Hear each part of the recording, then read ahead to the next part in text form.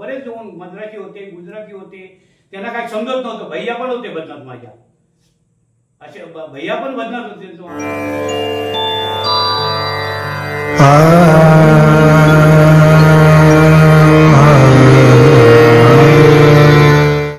नमस्कार, मी मधुसूदन पांडुरंग साटम, राहणार गाव जानवली, साटमवाडी, आणि मी विक्रोळीला गोदरेजमध्ये 40 वर्ष सर्व्हिस केली आणि रिटायर होऊन आता इथे गावी आलो.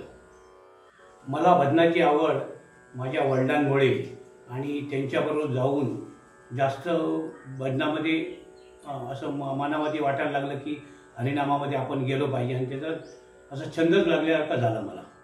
बागवे बुवा भजन मंडळ चालवायचे आणि ती ऐकून मला, आणि इथे कणकवलीचीच असल्यामुळे आणि आमचं गाव जानवली असल्यामुळे आम्ही ते ऐकतच होतो आणि त्याचं आवड निर्माण झाली. नंतर मग मी गोपीनाथ बागवे यांच्याजवळ हळूहळू त्या भजनामध्ये जाऊन शिकायला गेलो. तर बागवे बुवांनी पहिल्या प्रथम सरगम मला दिला आणि तो सरगम जवळजवळ 3 महिने करून घेतला आणि त्याच्यानंतर त्यांनी थोडं थोडं गाणं द्यायला सुरुवात केली. भजनी म्हणजे अभंग किंवा भजन. पहिला भजन तर जय जय बोला बोला असं ते गणपतीचं भजन दिला आणि त्याच्यानंतर वारकरी सुंदर ते गाणं दिला, रूप पाहत रचनी दिला. असं शिकत शिकत हळूहळू मग अभंग दिला, गजर दिला, अभंग दिला आणि अभंग असे भरपूर झाल्यानंतर मग गवळण दिली. गवळणनंतर कव्वाल्या दिल्या. कव्वाल्यानंतर पुन्हा गजर दिला, भारुड दिला. त्यानंतर मी हळूहळू भजनं करायला लागलो आणि भजनं मी जवळजवळ 35 वर्ष विक्रोळीमध्ये भजन केला. पहिल्या प्रथम मी गणपतीला गावी येऊन 11 दिवस तिथे भजन चालू केलं आणि त्याच्यानंतर मग विक्रोळीला भजनं करायला लागलो आणि भजन करता करता असं डबल बाऱ्या केल्या. डबल बाऱ्या करता करता नंतर आम्ही असा काही साक्षात्कार झाला, त्याच्यामुळे गणपती मंदिरमध्ये भजन करायला लागलो. त्याच्यानंतर गणपती मंदिरमध्ये भजन करता वेळी दत्त दरबारमध्ये भजनं करायला लागलो. भालचंद्र महाराज कणकवलीचे, त्यांचा विक्रोळीमध्ये मठ होता, तिथे भजनं करायला लागलो. असं करता करता नंतर मग आम्ही डबल वाऱ्या केल्या. डबल वाऱ्या केल्यानंतर पंढरपुरात गेलो. पंढरपुरात पहिल्या टायमाला ज्यावेळी गेलो मी, त्यावेळी 36 तास लाईन लावली होती पंढरपूर दर्शनासाठी. गुरूंबरोबर गेलो त्यावेळी आणि वडिलांबरोबर गेलो त्यावेळी 24 तास, आई वडिलांनी घेऊन गेलो तो 24 तास लागले. आणि ज्यावेळी मला माझ्या मनात आलं की इथे पंढरपुरात येऊन भजन करायलाच पाहिजे, मग पंढरपुरात सर्व माझ्या भजन मंडळीच्या आई वडिलांसहित सर्वांना घेऊन मी पंढरपुरात गेलो आणि तिकडे पंढरपुरात आम्हाला 1 तास भजन करायला मिळालं. एक तास टायमिंग दिला होता, त्याच्यामध्ये आणि 1 तास मिळाला. 2 तास करा म्हणून सांगितलं आणि ते केल्यानंतर 5 मिनिटातच दर्शन पांडुरंगाचं झालं. त्याच्या अगोदर म्हणजे असे बाकी म्हणजे हे भजनाचं वैशिष्ट्य आहे. अशी भजनं करता करता आम्ही वडिलांना मला काशीला न्यायचं होतं म्हणून विमानातून बसून, म्हणून मी त्यांना आई म्हणजे माझे सासू, बायको आणि बाबा या चौघांना घेऊन मी माझ्या गुरूंसहित तिकडे काशीला गेलो. तर काशीला गेलो तर त्या ठिकाणी आम्ही एका ठिकाणी रूममध्ये उतरलो होतो आणि त्या ठिकाणी असं झालं की तिथे रूम ते बोलले खाली नाही, 2च रूम खाली आहेत. म्हणजे होते पण आम्हाला देत नव्हते. तर तिथे हार्मोनियम दिसली, ती हार्मोनियम मी वाजवत होतो आणि तिथे मी एक कव्वाली गायल्यानंतर त्यांनी 4-5 रूम खोलून दिले आम्हाला आणि सकाळी 5 वाजता उठून भजन करा म्हणून सांगितलं. आणि काशीला गेल्यानंतर वैशिष्ट्य काय, तिथे गेल्यानंतर त्याच्या अगोदर 2 दिवस बॉम्बस्फोट झाला होता आणि बॉम्बस्फोट झाल्यामुळे आम्हाला दर्शन तर खुल्लं मिळालं.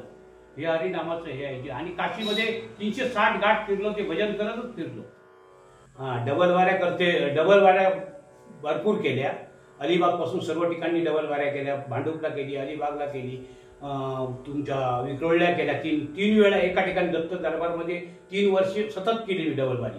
आणि त्याच्यानंतर मला वाटायला लागलं की समोरच्या बुवाला आपण काहीतरी बोलायचं आणि भजन केल्यानंतर आपल्याला आत्मिक जो काय बोध झाला त्याच्यामधून असं वाटलं की समोरच्या बुवाला आपण काहीतरी बोलतो किंवा तो आम्हाला काहीतरी बोलतो, ते आम्हाला नको होतं आणि ते हरिनामाला जमणार नव्हतं, म्हणून मी डबल वाऱ्यानंतर बंद केल्या. आता 2020 जे चालू झाले आहेत ते आपल्याला ऐकवत पण नाही. समोरच्या बुवाचं निंदा करतात किंवा काय करतात ते ऐकवत पण नाही. मला त्या 2020चा नकोच असं वाटतं. ते हरिनाम नाही केलेलं बरं असं वाटतं. आताची बुवा जे म्हणजे खराब वाटण्याचं कारण काय, आताची बुवा जी फक्त अभंग गातात किंवा अभंग छान गातात, सुंदर गातात, गाण्याबद्दल काय प्रश्न नाही, पण त्याच्याबरोबर जे बाकी वातावरण वापरतात ते आम्हाला आमच्यासारख्यांना ऐकवत पण नाही, नको नको असं वाटतं. आम्ही उठूनच येतो तिथून, म्हटलं तरी चालेल. एखाद्याने बुवाने नाव घेऊन बोलवलं तर त्याच्या समोर जाऊन बसून पुन्हा म्हणजे पुन्हा बसायला जायचं म्हणजे लाज वाटते तिथे. कारण आपल्याला ते आणि ते गुरुदीक्षा घेतल्यामुळे आणि आमचे गोपीनाथ बागवे हे अध्यात्मक सांगणारे असल्यामुळे आणि त्याच्यामुळे आम्हाला ते आता हळूहळू जाण व्हायला लागली. आणि मी गुरुदीक्षा महाराज इंदुरे बुवा ठाण्याचे त्यांच्यावरून मी गुरुदीक्षा घेतली आणि गुरुदीक्षा घेतल्यानंतर काही आत्मिक बोध झाले, अभंगाचे अर्थ समजायला लागले. आणि आपण काय करतो मग, भजन करतो की काय करतो, भजन कसं केलं पाहिजे. म्हणजे मी काय मोठा एवढा नाही, पण हरिनाम गाते वेळी आतमधून ऐकायला पाहिजे, आतमधून ऐकायला आलं पाहिजे. आपण काय गातो ते आतमधला भगवंत ओळखायला आला पाहिजे, तर हरिनाम सक्सेस होतं. आता जे बुवा भजन करतात चांगलंच करतात, सुंदर करतात. बाकी ऐकायला बरं वाटतं, गाणं अभंग किंवा काही म्हणता ऐकायला बरं वाटतं. पण पारंपरिक बुवांचं ज्ञान घेतलं पाहिजे. असं आता चंद्रकांत कदम झाले, गुरु गोपीनाथ बागवे झाले, तुमचे चिंतामणी पांचाळ झाले किंवा परशुराम पांचाळ झाले, यांचा आदर्श घेतला पाहिजे. विलास पाटील बुवा यांनी कशी भजनं केली, पारंपरिक कशी भजनं केली पाहिजे, म्हणजे त्यांचा आदर घेतला पाहिजे. त्यांच्यापेक्षा पुढेच जा, कमी राहू नका. तू आमच्यापेक्षा तुम्ही पुढेच जा, पण भगवंताला ओळखून भजनं करा. तुम्ही मोठमोठ्या गुरूंची नावं घेता, पण त्यांचा मान राखला पाहिजे. मान राखला पाहिजे, असा मान राखला पाहिजे की समजा एखादा गुंठा जमीन आपल्यावर असेल बापाची वडिलांची, तर ती त्याच्यामध्ये आणि 10 गुंठे जमा केली पाहिजे. ती 1 गुंठा विकून नाही खाल्ली पाहिजे, बरोबर ना. तसं गुरुनी केलं त्याच्यापेक्षा आपण नाव मोठं करायचं आणि वाढवायचं आणि जिकडे प्रचिती मिळवायची. हे हरिनामाचं वैशिष्ट्य आहे. काही बोलतात म्हणजे भजनामध्ये बोलतात, डबल बाऱ्यामध्ये 2020 की मोठ्या बुवांची स्मारकं झाली. पण तुम्ही तसं केलं, चांगलं काम केलं, हरिनाम चांगलं गायलं, तर तुमची पण स्मारकं होती त्याच्यामध्ये. मी बागवेबोध शिकलो, पण बागवेबोधचं शिक्षण असं होतं की शिकवते वेळी ते रागवायचे पण, रागून पण चांगलं शिकवायचं, म्हणजे पुन्हा ते व्यवस्थित शिकायला हे करायचं, भाग पाडायचं. आणि त्यांनी आध्यात्मिक तर सर्वांना सांगितलंच, परंतु आध्यात्मिक सांगून त्यांनी चांगलं शिक्षण दिलं. काही अभंगांना अशा चाली लावल्या की त्यांची शब्दभेद मला तर इथे ऐकायला आले नाही कोणादोषी. एवढी शब्दभेद चांगली, एवढी शब्दभेद चांगली असते त्यांची. आम्हाला तर काहीच गायला येत नाही, पण त्यांच्या शब्दभेदीमुळे, अभंगामुळे, त्यांच्या चालीमुळे आम्हाला थोडीशी नाव मिळालं. ते त्यांच्या याच्यामुळे मिळालं. बागवेबुवांनी मला घरातले असल्यासारखं माझ्या घरी पण येऊन शिकवलं. कधी फीचं कसं काहीच म्हणजे फी पाहिजे म्हणून त्यांनी आमच्यावर काही हे केलं नाही केव्हाच. आणि निस्वार्थीपणे मला शिकवलं. आणि थोडं भजन करायला लागल्यानंतर मग पुन्हा पुढे हळूहळू बुवानी पण काही आणि प्रगतीची गाणी दिली किंवा अभंग दिले.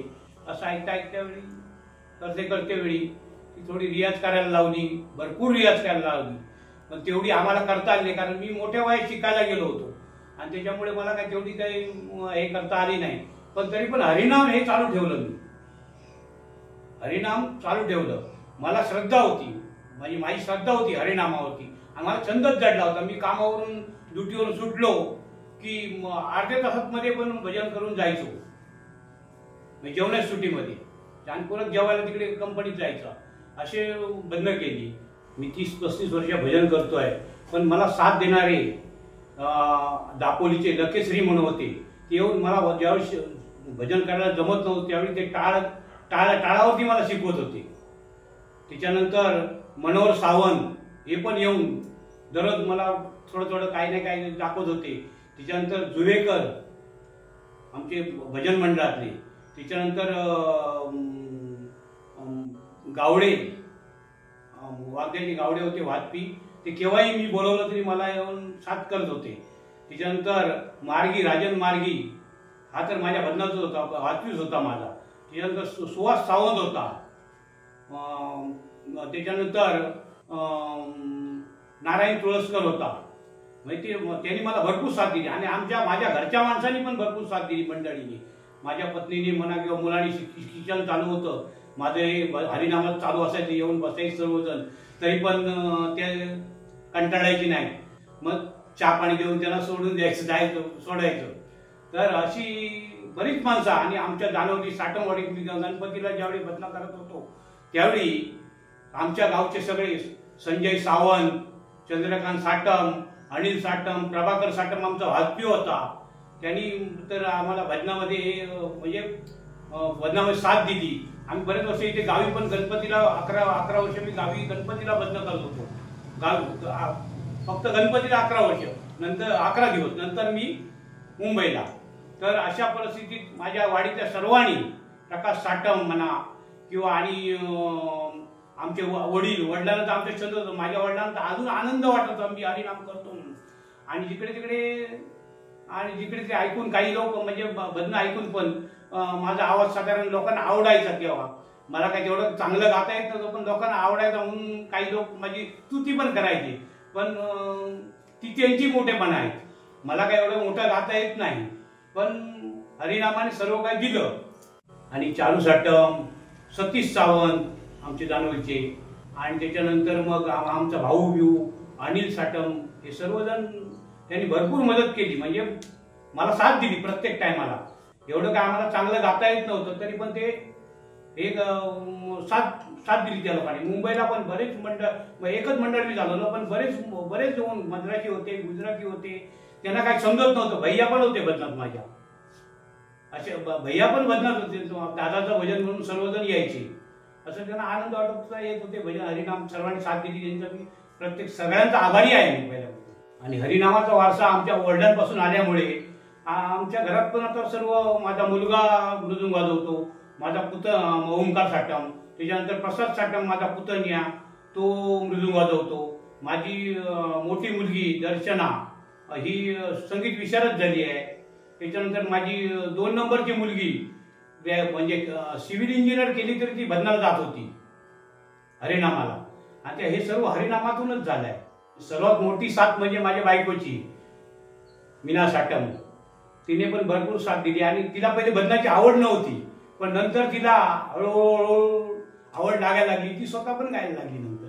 आणि जाता एवढं सांगतो की मी हरिनाम करत असतो त्यावेळी विक्रोळीमध्ये मी 3 मंदिरामध्ये प्रत्येक संकष्टीला भजन करत होतो, मंगळवारी पण भजन करत होतो. असं करता करता एक दिवशी नारळ एक आतमध्ये पिशवीमध्ये राहिला, मी काय बघितला नाही, त्यांनी दिलेला श्रीफळ, आणि त्याच्यामध्ये गणपतीची मूर्ती आली. आणि मग मला दृष्टांत पण झाला. आणि त्यामुळे हे महाराज येऊन, गणपती महाराज येऊन बसले इथे. त्यांच्यामुळे झालं, हे हरिनामातून झालं. आणि जाता जाता माझ्या मुखातून कोण एखादा शब्द गेला असेल, कोणाला म्हणजे दुखवून दुखावलं असेल, त्याची क्षमा मागतो. धन्यवाद.